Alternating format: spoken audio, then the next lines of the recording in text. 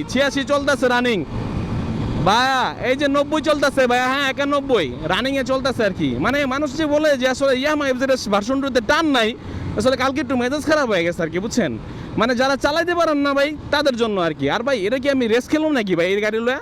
মানে এত বকাবাজ্যর করার কি আছে? দালাল মালাল হাবিজাবি ইত্যাদি বুঝলাম না আসলে কি। ওই যে যারা নোব ড্রাইভার আছে না তাদের জন্য আসলে ওই ব্যাপার স্যাপারটা। আমরা আসলে কি যারা নাকি এফজেড লাইক করি না তারা একটু ভদ্র টাইপের, তো দেড়শো আর কি টান উঠাই না। আবার এমন না যে আমাকে টান নাই গা ভাই, বুঝছেন। এই এলাকা ব্যাপার স্যাপার আর কি।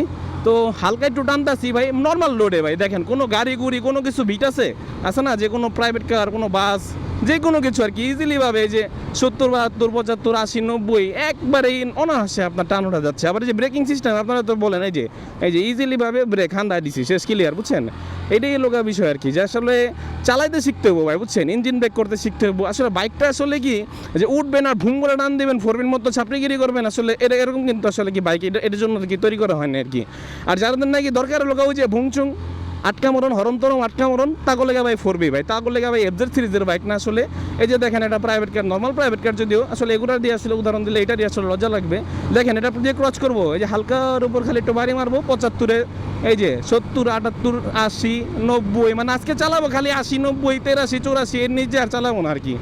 তো এই আর কি ভাই, একটু মেজাজ খারাপ হয়েছে, অনেকে বকাবাজ্য করছেন। আসলে আমি কি দালালি করি নাই, আমি আসলে মূলত আমি আপনাদের বোঝাইছি আসলে কি এফজেড বাইকটা যেটা তারা রিলায়েবল বাইক মানে চালাইতে পারবেন আর কি, কমফোর্টভাবে আর কি। সিটিং পজিশনটা খুব আরাম, নরম, আপনার দেখা যায় বলতে গেলে আর কি। আমি বলতে চাইছি মাইলেজটা খুব ভালো পাবেন। আর তারপরে যদি বলতে চাই আপনার এটা আসলে মূলত পারফরমেন্স দিক দিয়ে আপনার না কোনো দিক দিয়ে আপনাকে ঘাটতি রাখবেন আর কি, এক কথায় আর কি।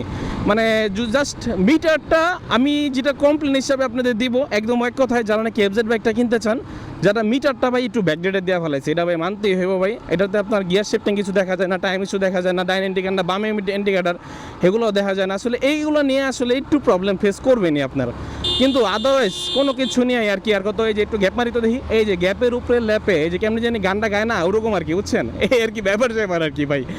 তো ওই যে টাইম ইস্যু যেটা বলতেছিলাম আর কি, সেটা নিয়ে একটু প্যারা খাবেন ভাই। বাকি গিয়ারটা স্মুথভাবে চেঞ্জ করতে পারবেন, যেটা নাকি আপনার অন্য বাইকে, আমি নাম উল্লেখ করবো না কোনো বাইকেরই ভাই, বদনাম করতে চাই না, কিন্তু ভাই গিয়ার শিফটিংটা একবার স্মুথ করা যায় আর কি। হালকা একটু গ্যাপ মারি তো দেখি, এই যে এমনি করে গ্যাপ মারলে ভালো লাগে আর কি।